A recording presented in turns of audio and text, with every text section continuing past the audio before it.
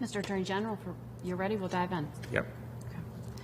Thank you for making time for us. Good to be here. Thank you, Margaret. A senior administration official told our CBS's David Martin that in a meeting at the White House on Monday morning, the president demanded that 10,000 active duty troops be ordered into American streets. Is that accurate? No, that's completely false. That's completely false. Sunday night. The president did not demand that? No, he did not demand that. What happened? I came over on Monday morning for a meeting. The night before had been the most violent day, as one of the police officials told us, the D.C. police. It was the most violent day in Washington in 30 years, something that the media has not done a very good job of covering. And there had been a riot right along Lafayette Park. I was called over and asked if I would coordinate federal civil agencies and that the Defense Department would provide whatever support I needed or we needed to protect federal property, at the White House, federal personnel. The decision was made to have at the ready and on hand in the vicinity some regular troops. But everyone agreed that the use of regular troops is a last resort and that as long as matters can be controlled with other resources, they should be. I felt, and the Secretary of Defense felt, we had adequate resources and wouldn't need to use federal troops. But in case we did, we wanted them nearby. There was never, the President never asked or suggested that we needed to deploy regular troops at that point. It's been done from time to time in our history. We try to avoid it, and I'm happy that we were able to avoid it on this occasion. So there were active duty troops put on standby. They were not deployed. The 82nd Airborne was put on standby, but not sent into the streets. Some 82nd Airborne Military Police were brought into the area, but they were not brought into D.C. Right. So what part, I just want to make sure that we're precise here, what part of that conversation, as it's been relayed to CBS and to other news organizations, is false? Did the President not demand active duty troops? Well, your question to me just a moment ago was, did he demand them on the streets? Did he demand them in D.C.? No, we had them on standby in case they were needed. Right, which they were put on standby. They were not deployed. Right. So in our reporting, we were also told that you, the Defense Secretary Mark Esper, and General Milley all opposed the idea of actually deploying these active duty troops onto the streets. Is that accurate?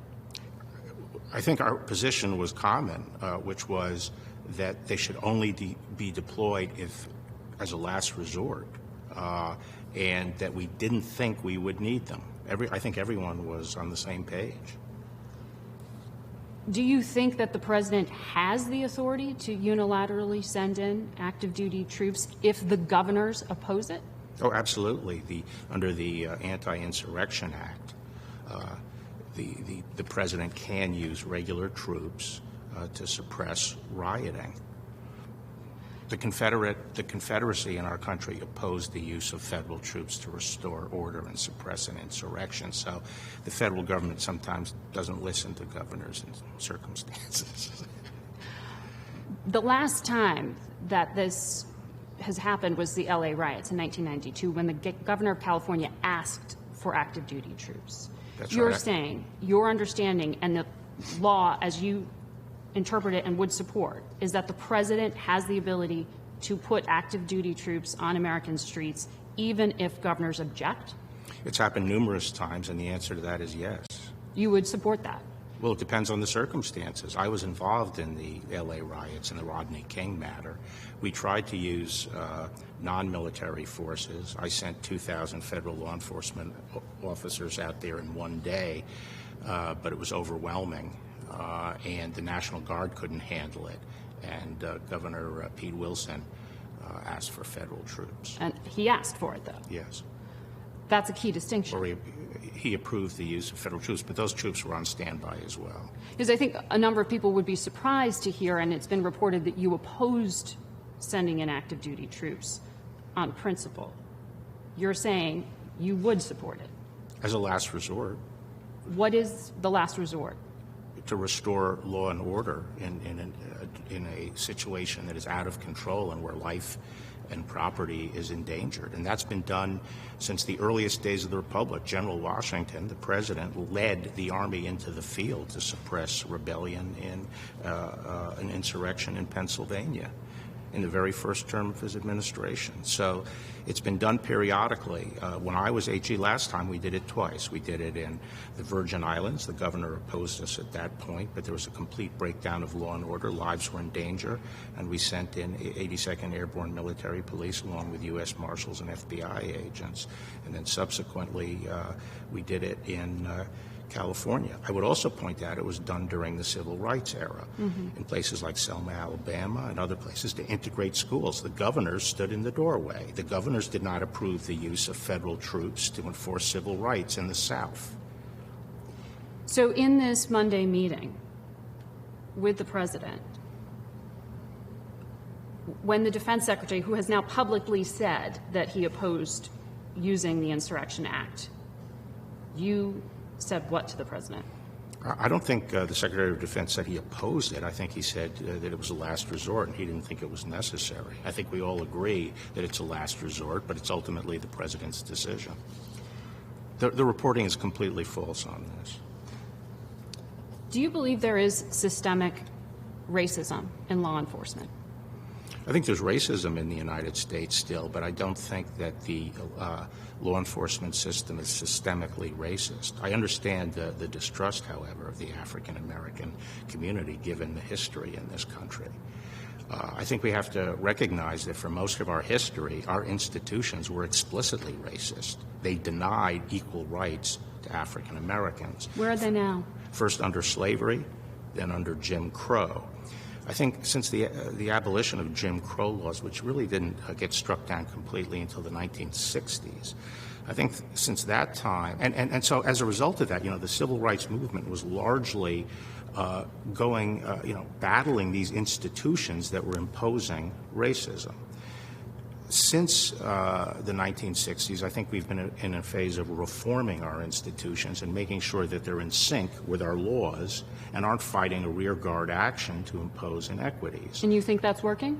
I think the reform is a difficult task, but I think it is working and progress has been made. I think one of the best examples is the military. The military used to be an explicitly racist institution, and now I think it's in the vanguard of bringing the races together and providing equal opportunity.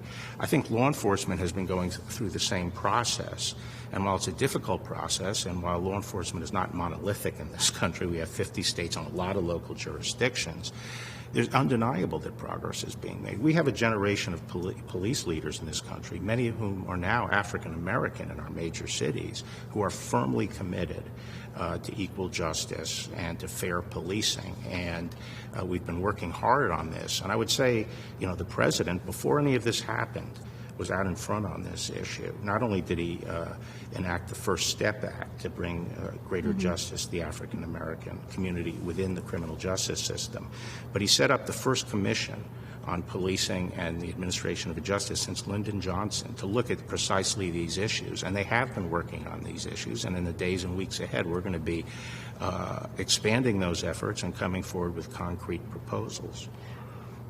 I take your point that it's not a monolithic system, but the Justice Department is the backstop for a lot of these local governments. When it comes to the issue of biased policing, the Trump administration's Justice Department has only opened one pattern or practice investigation into law enforcement agencies. The past 3 administrations combined had almost 70. Why hasn't this issue been a bigger priority? Well, people, if you're skeptical that progress has been made, then you have to wonder what was the results of those 70 consent decrees and pattern and practice investigations. Either progress is being made or it isn't. And from our experience, and greater academic research is showing this to be true, that you can actually get more focused change and more real change by working in more collaboration with the police. I saw that Mayor Rahm Emanuel said, recently that investigations should be done with police, not to police, to have any real effect. And we've been doing that. We are working with police departments to address use of force policies, personnel policies, standards and practices, and we feel that we can make good progress that way without the collateral effects that some of these consent decrees have. There's been a recent study that's been talked about from Harvard that indicates that some of these, the collateral consequences of these have been to make the police pull back and actually lead to more death, more murders, more crime. So we have to be prudent in how we approach this. But you're saying you don't use this tool that you have because you don't think it's an effective one? No, or because you think the problem's being solved on No, I'm just its own? saying that just because we don't use that particular tool in every instance doesn't mean that we're not doing something about it. Actually, I think what's happened in the past is that politicians can check the box by slapping a consent decree on a department. We're not interested in gestures. We're interested in getting real results and working with police chiefs and public safety directors and mayors who really do want to change the system. But we've never taken this off the table. We have that power. We will use that power. We just say that, you have to be selective in how you apply it. Do you think there should be some tweaking of the rules, reduced immunity to go after some of the bad cops? I don't think you need to reduce immunity to go after the bad cops, because that would result certainly in police pulling back. It's, policing is the toughest job in the country, and I frankly think that we have generally the vast overwhelming majority of police are good people. They're civic-minded people who believe in serving the public. They do so bravely. They do so righteously. But the bad cops? I think that there are instances of bad cops, and I think we have to be careful about automatically assuming that the actions of an individual necessarily mean that their organization is rotten. All organizations have people who engage in misconduct, and you sometimes have to be careful as to when you ascribe that to the whole organization and when it really is some errant member who isn't following the rules. But doesn't opening the pattern or practice investigation to a place like Minneapolis, where there are questions about the broader issues with policing, it wasn't just the one officer, wouldn't that answer that question? Well, that's exactly the reaction that I think has been a problem in the past, which is again, just reacting to this incident by immediately putting the department under investigation doesn't necessarily result in improving the situation. But I would say that in the first instance, the governor has announced an investigation of the police department. The Governor Walz, a Democratic governor, is investigating the police department. The Attorney General of Minnesota is looking into the police department. We stand ready to act if we think it's necessary, but I don't think necessarily starting a pattern or practice investigation at this stage is warranted. Another thing is we have to look at some of the evidence. I mean, people, the fact is that the criminal justice system at both the state and the federal level moved instantaneously on this, and we moved quickly with our investigation. But we still have to look into what kind of use of force policies are used in that department, what the training has been, and things like that. That's not something we can do overnight. I want to ask you about some of the events of the week. On Monday, Lafayette Park was cleared of protesters. You've spoken about this. The federal agents who were there report up to you. Did you think it was appropriate for them to use smoke bombs, tear gas, pepper balls, projectiles at what appeared to be peaceful protesters? They were not peaceful protesters, and that's one of the big lies that the media seems to be perpetuating. 3 of my CBS colleagues were there. We talked to them. They did not hear warnings. They did not see there were those 3 protesters warnings. There were 3 warnings given. But let's get back to why we took that action. On Friday, Saturday, and Sunday, there were violent riots at Lafayette Park, where the park police were under constant attack at the behind their bike rack fences. They were battling over the fences. They were trying to get entry. They were throwing bricks and an inflammable liquid at the police. 1/5 of there have been 750 officers hurt in the last week. 1/5 of those have been in Washington, D.C. Most of those have been federal officers at Lafayette Park. On Sunday, things reached a crescendo. The officers were pummeled with bricks. Crowbars were used to pry up the pavers at the park, and they were hurled at police. There were fires set in not only St. John's Church, but a historic building at Lafayette was burned down. These were things that looters did. Not looters. These were the violent rioters who were dominated Lafayette Park. But what I'm they asking broke about into is the Treasury on Monday, Department when it was a peaceful protest. Let me get to this, because this has been totally obscured by the media. They broke into the Treasury Department, and they were injuring police. That night, Sunday night, the park police prepared a plan to clear H Street and put a larger perimeter around the White House so they could build a more permanent fence on Lafayette. This is something you approved on Sunday night? No. The park police on their own on Sunday night determined this was the proper approach. When I came in Monday, it was clear to me that we did have to increase the perimeter on that side of Lafayette Park and push it out 1 block. That decision was made by me in the morning. It was communicated to all the police agencies, including the Metropolitan Police, at 2 p.m. that day. The effort was to move the perimeter 1 block, and it had to be done when we had enough people in place to achieve that. And that decision, as I say, was communicated to the police at 2 p.m. The operation was run by the park police. Mm-hmm. The park police was facing what they considered to be a very rowdy and non-compliant crowd, and there were projectiles being hurled at the police. And at that point, it was not to respond. On Monday, you're saying there were projectiles. On Monday, yes, because, they were. As I'm saying, 3 of my colleagues were there. Yeah. They did not see projectiles being thrown. I was there. When I that was happened. there. They were thrown. I saw them thrown. And you believe that what the park police did, using tear gas and projectiles, was appropriate? Here's what the media is missing.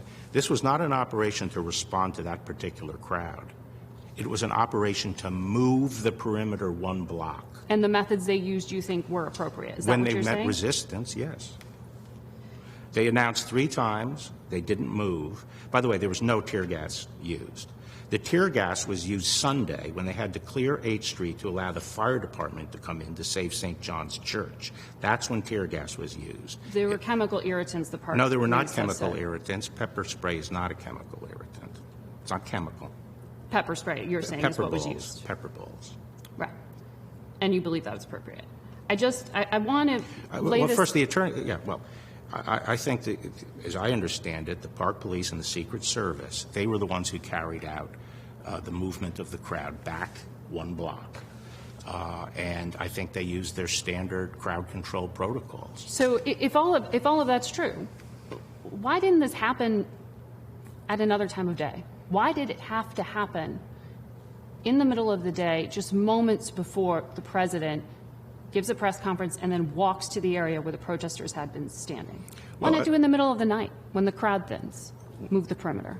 Well, in the middle of the night, the night before, which was Sunday, the law enforcement contingent was spent. They had lost 60 officers. In fact, in order to make the movement the next day, they had to bring in Virginia police departments to supplement the units that were there. We had to build up enough people to control the situation and move it out. We were trying to do it as quickly as possible.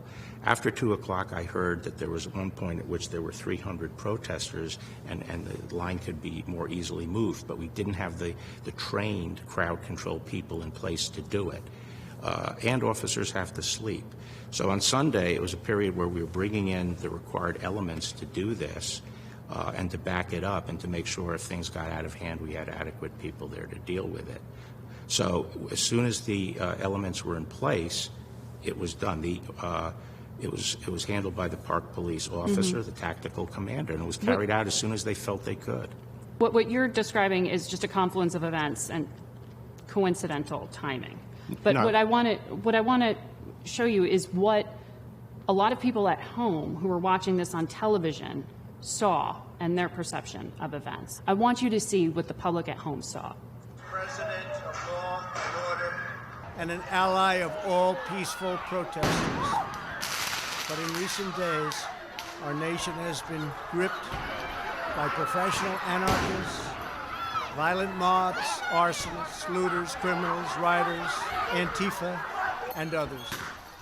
A number of state and local governments. So while the president is saying that he appreciates peaceful protest, innocent people have been savagely beaten. around the same time, Like the young man Well, This 6 crowd. minutes difference, I Right. noticed, yeah. around the same time, woman in upstate New York. the area is being cleared of what appear to be peaceful protesters using some force.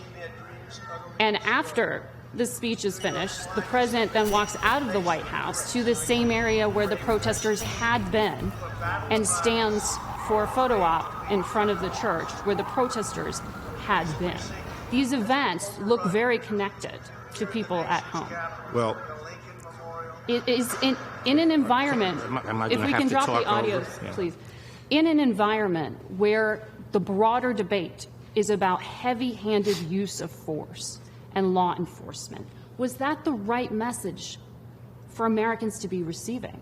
well, the message is sometimes communicated by the media. I didn't see any video being played on the media of what was happening Friday, Saturday, and Sunday. But this all I confluence of events- heard was comments about how peaceful the protesters were. I didn't hear about the fact that there were 150 law enforcement officers injured and many taken to the hospital with concussions. So it wasn't a peaceful protest. We had to get control over Lafayette Park, and we had to do it as soon as we were able to do that. But you understand how these events appear connected. Well, it's the timing job of the this. media to tell the truth. They were not Well, this is what I'm connected. asking you. Did you know when you gave the green light for these actions to be taken that the president was going to be going in that very same area for a photo op?